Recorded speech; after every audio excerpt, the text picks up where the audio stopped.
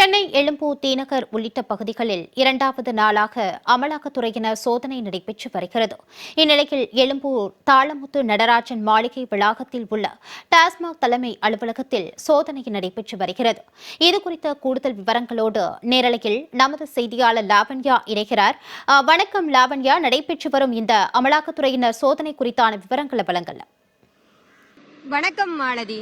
தமிழ்நாடு மதுபான ஆலைகளில் உற்பத்தி செய்யப்படும் மதுபானங்கள் டாஸ்மாக் மூலமாக நேரடியாக விற்பனை செய்யப்பட்டு அதில் கிடைக்கக்கூடிய பல கோடி ரூபாய் பணத்தை சட்டவிரோதமாக வெளிநாடுகளில் முதலீடு செய்ததற்கான ஒரு முறைகேடு புகாரை எடுத்து தமிழகத்தில் சென்னை, திருச்சி, புதுக்கோட்டை, கரூர் என பல்வேறு இடங்களில் டாஸ்மாக் தலைமை அலுவலகங்களில் தனியார் டாஸ்மாக் ஆலைகளில் இதற்கு சம்பந்தப்பட்ட நபர்களின் வீடுகளில் நேற்றிலிருந்து அமலாக்கத்துறை தீவிரமாக ஒரு சோதனையை நடத்தி வருகிறது. அதிலும் குறிப்பாக சென்னையில் இருக்கக்கூடிய அந்த எழும்பூர் பகுதியில் இருக்கக்கூடிய தாளமுத்து நடராசன் மாளிகையில் 4வது 5வது அந்த தளங்களில் இருக்கக்கூடிய டாஸ்மாக் தலைமை அலுவலகத்தில் இந்த சோதனையானது தொடர்ந்து நடைபெற்று வருகிறது. தொடர்ந்து இந்த சோதனையில் கிடைக்கக்கூடிய பல்வேறு ஆவணங்கள் சிக்கியுள்ளதாக தகவல் வெளியாகி இருக்கிறது. அதிலும் குறிப்பாக மதுவிலக்கு மற்றும் ஆயத்தீர்வுத்துறை அமைச்சர் செந்தில் பாலாஜிக்கு தொடர்புடைய புகாரை அடுத்து அமைச்சர் செந்தில் பாலாஜிக்கு தொடர்புடைய இடங்களில் இந்த சோதனையானது நடத்தப்பட்டு வருகிறது. ஜெகத் ரட்சகனின் மதுபான ஆலை மற்றும் அலுவலகங்கள், SNJ குரூப்ஸ் உள்ளிட்ட டாஸ்மாக் மதுபானம் சப்ளை செய்யும் நிறுவனங்களில் தீவிர சோதனையானது விடிய நடத்தப்பட்டு வருகிறது.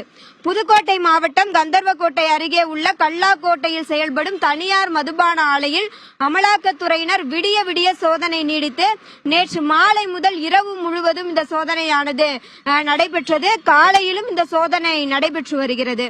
கரூர், திருச்சி உள்ளிட்ட பல்வேறு இடங்களிலும் அமலாக்கத்துறையினுடைய சோதனை தற்பொழுது வரை முடியவில்லை, தொடர்ந்து நடைபெற்று வருகிறது. குறிப்பாக யார் யாருக்கெல்லாம் டெண்டர் விடப்பட்டது, கடந்த 4 ஆண்டுகளில் எவ்வளவு டெண்டர் வாங்கப்பட்டது, அதில் சம்பாதித்த சொத்துக்கள் எவ்வளவு உள்ளிட்ட பல்வேறு ஆவணங்களை ஆராய்ந்து வரும் அமலாக்கத்துறையினர் அதில் ஏதேனும் சட்டவிரோத பணப்பரிமாற்றம் நிகழ்ந்திருக்கிறதா எனவும் ஆய்வு செய்து வருகின்றனர். அதேபோல தொடர்புடையவர்களுக்கு இதற்கு பிறகு, அதாவது இந்த சோதனைகள் எல்லாம் முடித்த பிறகு சம்மன் அனுப்புவார்கள் என்றும் எதிர்பார்க்கப்படுகிறது. ஏனென்று கேட்டால் டாஸ்மாக் என்பது மிகப்பெரிய ஒரு வருவாயை தமிழக அரசிற்கு ஈட்டு கொடுக்கக்கூடிய ஒரு துறையாக இருக்கிறது.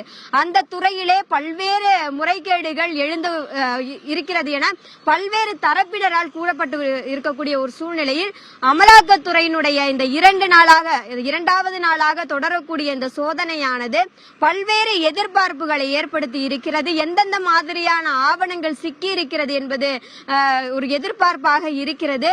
தொடர்ந்து அமலாக்கத்துறையினர் மத்திய போலீஸ் பாதுகாப்பு படையினரினுடைய உதவியோடு பாதுகாப்போடு தங்களினுடைய சோதனையில் ஈடுபட்டு வருகிறார்கள். மாலதி,